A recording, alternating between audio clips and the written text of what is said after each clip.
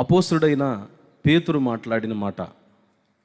జరిగిన సంఘటన ఏమిటంటే, ఇటలీ పటాలమనబడిన పటాలములో శతాధిపతి అయిన కొర్నేలి అనే ఒక భక్తిపరుడు ఉన్నాడు. అతను ఒక అన్యుడుగా ఉన్నాడు. యేసు ప్రభు గురించి ఆయనకి తెలియదు.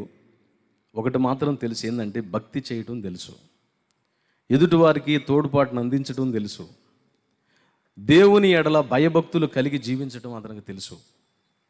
తనకు తెలిసినంతలో ఒక 100 మంది మీద అధికారిగా ఉన్నప్పటికీ తనకు తెలిసినంతలో భక్తి శ్రద్ధలతోటి తన ఆధ్యాత్మిక జీవన విధానాన్ని కొనసాగిస్తూ, తనకు కలిగిన దాంట్లో ఎదుటి వాళ్ళు ఎవరైనా బాధల్లో, ఇబ్బందుల్లో, కష్టాల్లో ఉన్నారని తెలిసినప్పుడు తనకు కలిగిన దాంట్లో నుంచి కొంత తీసి ఎదుటి వారికి సహాయపడుతూ నిత్యము తన కుటుంబస్తులతో కలిపి దేవునికి ప్రార్థన చేసేవాడట.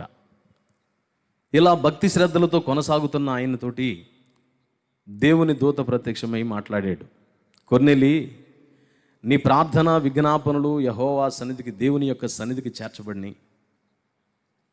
నీ ధర్మకార్యాలు దేవుని సన్నిధిలో చేర్చబడినాయి. అయితే నువ్వు ఈ భక్తి చేస్తున్నప్పటికీ నీ జీవితంలో మరొక కొరత ఉంది. ఆ కొరత గురించి నువ్వు తెలుసుకోవాలి అని అంటే, యొప్పేలో ఉన్న చర్మకామురుడైన సీమోను ఇంట సీమోను పేతురు అనే ఒక ఆయన ఉన్నాడు. ఆయన దగ్గరికి వెళ్ళి ఆయన పిలిపించుకుంటే నీకు సువార్త ప్రకటిస్తారు అని దేవదూత చెప్పినప్పుడు, తనకు నమ్మకస్తులైన పనివారిని ఇద్దరిని పిలిపించి కొర్నేలి పంపించాడు. తనతో మాట్లాడిన మరుసటి రోజున యొప్పే అనే ప్రాంతంలో సీమోను పేతురు ఒక మధ్యాహ్న వేళ భోజన సమయం అయింది. ఆహారం తిందామని అనుకున్న సమయంలో ఆహారం అయిపోయిందో లేకపోతే వేడివేడిగా వండి పెట్టాలనుకున్నారు. మొత్తానికి వంట చేస్తున్నారు వాళ్ళు. ఈ ఖాళీ సమయం వ్యర్థంగా గడపటం ఎందుకని మిద్దె మీదకి ఎక్కాడు. స్తోత్రం చెబుతారా? గట్టిగా చెప్పాలి. మిద్దె మీదకి ఎక్కి ప్రార్థన చేస్తూ ఉన్నాడు. ఈ ప్రార్థన చేస్తూ ఉన్నప్పుడు ఆయనకి ఒక దర్శనం కలిగింది. ఏమిటది అంటే, 4 చెంగులు పట్టబడిన ఒక దుప్పటి పాత్ర రూపంలో భూమి మీదకి వచ్చి తన కనుల ఎదుట కనపడతా ఉంది. దాంట్లో చతుష్పాద జంతువులు, పురుగులు, పక్షులు ఉన్నాయి. ఏమిటి ఇది ఇలా ఉంది? అవి ఆకాశం నుండి నా ఎదుటికి ఎందుకు దింపబడినాయి అని తదేకంగా చూస్తూ ఉన్నప్పుడు దేవుడు మాట్లాడుతున్నాడు. సీమోను, వాటిని నువ్వు చంపుకొని తిను అన్నాడు.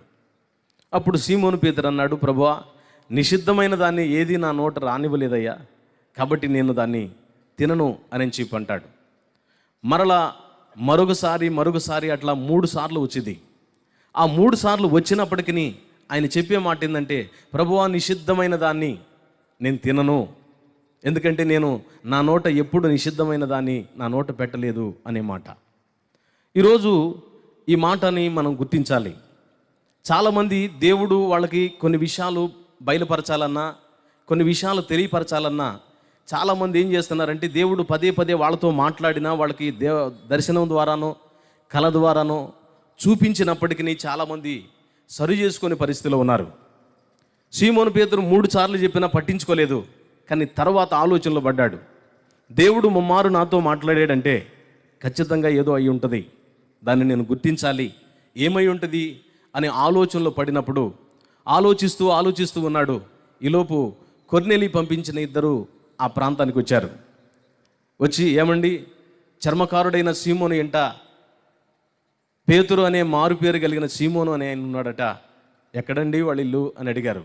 అడిగినప్పుడు వాళ్ళు చెప్తా ఉన్నారు, అది అక్కడ నుంచి కొంచెం ముందుకు పోయి అట్లా తిరిగితే మీకు ఆ ఇల్లు కనపడుతుంది, ఆ మెద్దె మీద కలిగిన ఇల్లేను అని చెప్తారు. సరేనని వీళ్ళ దగ్గరికి వెళ్ళి ఆ ఇంటి దగ్గరికి వెళ్ళినాక, ఏమండి పలానా ఇల్లు ఇదేనా అని అడుగుతా ఉన్నప్పుడు మరలా దేవుని ఆత్మ మాట్లాడుతున్నాడు. సీమోను, ఎదుగో నేను పంపించిన 2 మనుషులు నీ కొరకు వెతుకుతున్నారు, నువ్వు కిందకి వెళ్ళు అంటాడు. అప్పుడు సీమోను పేతురు కిందకి వెళ్ళిన తర్వాత వాళ్ళు, అయ్యా వందనాలు, మేము నీకోసమే వచ్చాం, సీమోను పేతురు అంటే మీరేనా అన్నాడు. అవును నేనే. అట్లయితే రండి, లోపలికి రండి అని చెప్పని సీమోను పేతురు లోపలికి తీసుకెళ్ళి వాళ్ళకి ఆహారం పెడతాడు. పెట్టిన తర్వాత ఆ రోజు నుండి మరుసటి రోజు తీసుకొని కొర్నేలి దగ్గరికి తీసుకెళ్తాడు.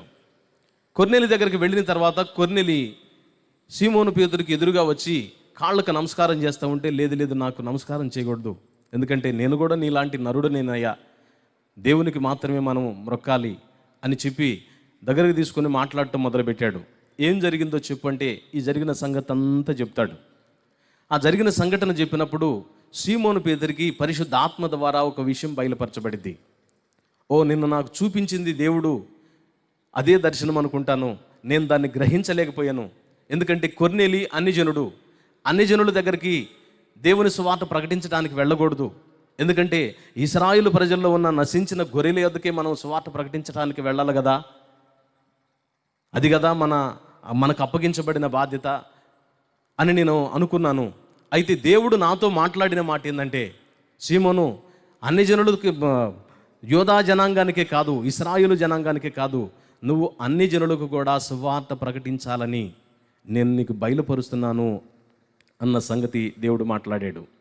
స్తోత్రం చెప్తారా? గట్టిగా చెప్పాలి. ఎళ్ళవయ్యా అన్నట్టుంది, ఒక అరగంట ఆగినాక వెళ్ళిపోతా, జాగ్రత్తగా వినండి.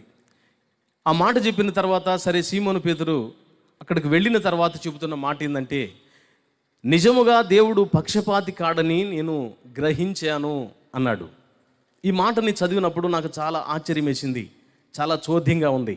ఎందుకంటే ఈ మాట్లాడిన వ్యక్తి సామాన్యమైన వ్యక్తి కాదు. యేసు ప్రభు 12 మంది శిష్యులుంటే 12 మంది శిష్యుల్లో ప్రథమ స్థానంలో ఉన్న వ్యక్తి. యేసు ప్రభు వారితో 3.5 సంవత్సరాలు కలిసి సహజీవనాన్ని కొనసాగించిన వ్యక్తి. యేసు ప్రభు విషయాలు లేక ఉపదేశాలు, అనేక విషయాలు విన్న వ్యక్తి. యేసు ప్రభు మాట్లాడుతున్నప్పుడు కొన్ని డౌట్లు వస్తే యేసు ప్రభు వారిని అడిగి తెలుసుకున్న వ్యక్తి ఈయన. అంత మాత్రమే కాదు, యేసు ప్రభుతో కొన్ని సంవత్సరాలు సహజీవనం చేయటంతో పాటు ఆయన చేస్తున్న అద్భుత ఆశ్చర్య కార్యాలు ఎన్నో చూశాడు. ఇలా చూసి యేసు ప్రభుతో నడుచుకున్న వ్యక్తి మాట్లాడుతున్న మాట ఏంటంటే, దేవుడు పక్షపాతి కాడని నిజముగా గ్రహించి ఉన్నాను. ఎంత ఆశ్చర్యం అన్నమాట. అంటే ఈ 3.5 సంవత్సరాలు యేసు ప్రభువుని వెంబడించింది పక్షపాతి అనే ధోరణితోనే వెంబడించాడా? దేవుడు అద్భుతాలు చేస్తూ ఉంటే, దేవుని మహింపరుస్తూ ఉన్నప్పుడు ఈయన పక్షపాతం కలిగిన వాడే అని ఆయన మహింపరచడం మొదలుపెట్టాడా? ఆయన ఉపదేశం వింటున్నప్పుడు ఈయనలో కొంత పక్షపాతం ఉందనే ధోరణితోనే ఆయన ఉపదేశాలు విన్నాడా అన్నట్టు ఇంకొక మాట చెప్పాలి మీకు. ఆ తరువాత మేడగది మీదకి వెళ్ళిన తర్వాత, వారి మీదకి పరిశుద్ధ ఆత్మ అభిషేకం దిగి వచ్చిన తర్వాత, దాదాపు సీమోను పేతురు ప్రసంగిస్తే 3,000 మంది రక్షణ బాప్తీసం పొందారు. 3,000 మంది రక్షణ బాప్తీసం పొందారు. మరొకసారి 5,000 మంది పొందారు. అంత మాత్రమే కాదు, ఇంటింటా రొట్టె విరుస్తూ ఉన్నప్పుడు అనేక మంది ప్రతిదినము వారితో చేర్చబడుతున్నారని కూడా రాయబడింది. అంటే ఆత్మను రక్షించే విషయంలో మంచి దిట్టగలిగిన వాడు. 1,000 మందిని ఈరోజు ఒక ఆత్మను రక్షించడానికి తల పురాణం వస్తుంది. ఒక దైవజనుడు ఇప్పుడు